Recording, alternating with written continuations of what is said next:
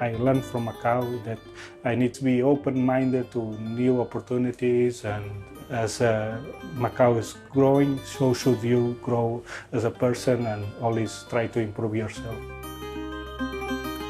Walking by the streets, you see the Portuguese-style buildings and the road, but at the same time you have the signage and different culture of Macau and even Chinese culture coming through. So it's familiar, but it's different at the same time. It's a mixture of the cultures. My name is Pedro Quintaneiro. I come from Aveiro, Portugal, and I'm 34 years old, and I've been in Macau for about 10 years, a little more now.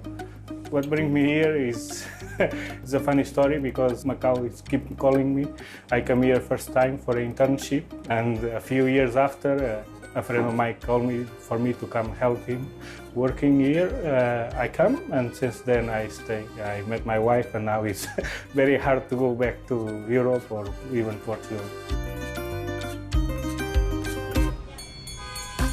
One day, it was just a regular day. I went to get my breakfast. Diogo happened to be there at his coffee shop. So we start talking, how his business, this and that. He sensed that I was not happy at my previous jobs. And then he presented me the project of the Manteigaria, of the Portuguese product. And I, as a proud Portuguese, it makes me happy to work and represent Portugal, making the original pastries here. As a head pastry chef here, I mostly supervise and teach the new ways and make sure the product is up to standard, right? What I feel the most, even with any customer, is the first bite is a surprise, right? Because they are expecting to be a local egg tart, or even the Portuguese come, they get surprised because they can taste the Portuguese flavor.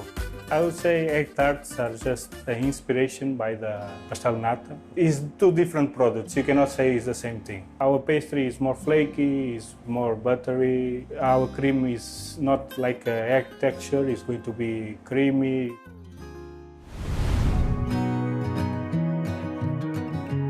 First time I came to Macau, I thought it was a new world because I come from the rural area and I was dropped off in Cotai side.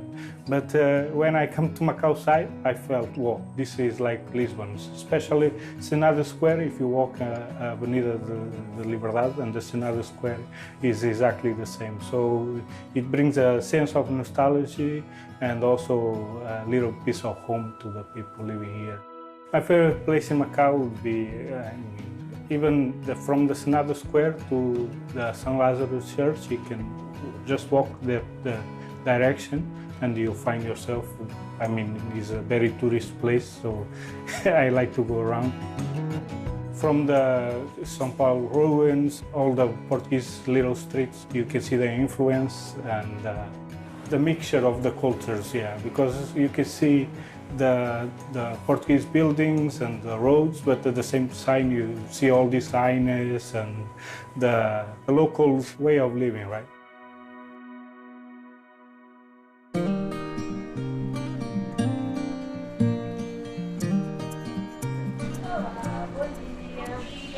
Então, diga.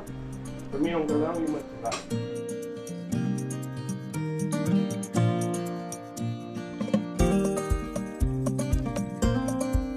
After work life right now is mostly family life. I'm very glad that I have the Portuguese community here as I raise a child, so I can have little support from my own community here.